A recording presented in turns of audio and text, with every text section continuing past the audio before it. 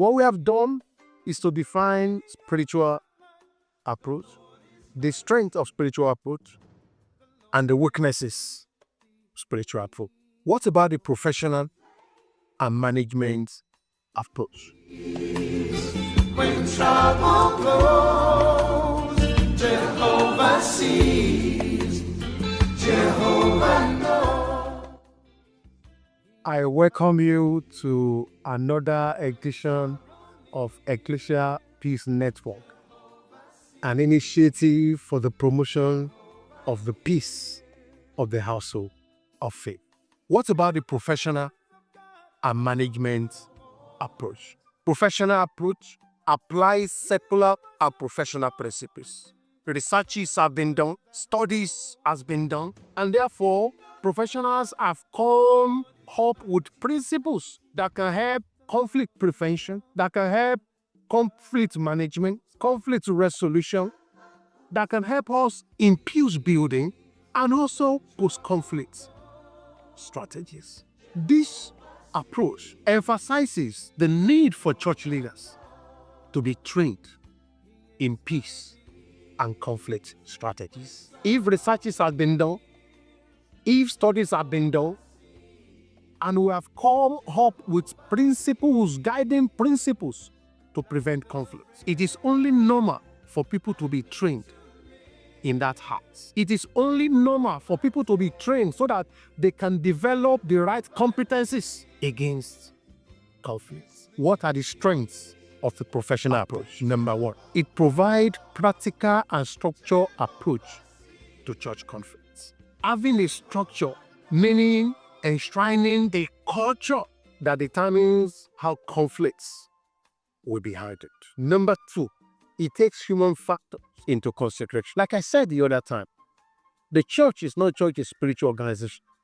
It is also a human organization. Number three, the professional approach encourages strategic study of conflict situations. What are the weaknesses of the professional approach? It may neglect the spiritual dimension of conflict, which is very dangerous for the church. The church, though, is a human organization, but is primarily a spiritual organization. Anything that we ignore the spiritual dimension of the church is therefore not of any benefit for the church. And that is where the professional approach may be dangerous. In line with that, professional approach may also undermine reliance on God's grace. Everything about the church is around the grace of God, about the mercy of God, especially the saving grace that took Jesus Christ to the cross, died for us.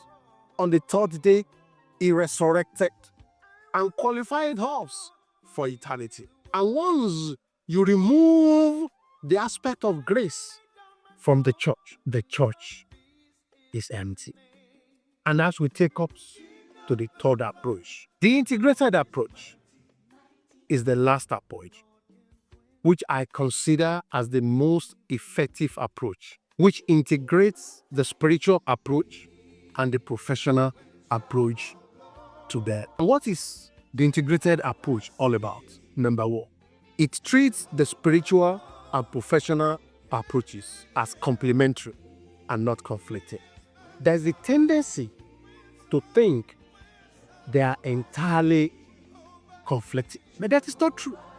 The professional approach can actually complement effectively the spiritual approach. But the church must pay attention to the spiritual factors. It must also equip leaders and members against human factor that causes conflicts. The truth of the matter is that 90% of church conflicts are caused by human factors and not spiritual factors. In fact, I've said it many times and at many forums that if it is about coming to church to worship God, seek eternity, and that's all we have come to do in church, there will not be any conflict in the church. But because of the various human factors that comes into the spirituality of the church, we end up having conflicts.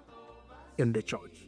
Hence, the integrated approach accommodates periodic training of leaders and members on the principles of peace and conflict studies. I want to take that again. The necessity for periodic training of church leaders, particularly, and members on the principles of peace and conflict study. Very important. This last thing I want to say about the integrated approach is that while integrating the two approaches, the spiritual approach takes preeminence over the professional approach. What do I mean? Whenever there's a clash between the spiritual approach and the professional approach, the spiritual approach takes preeminence because the church is primarily a spiritual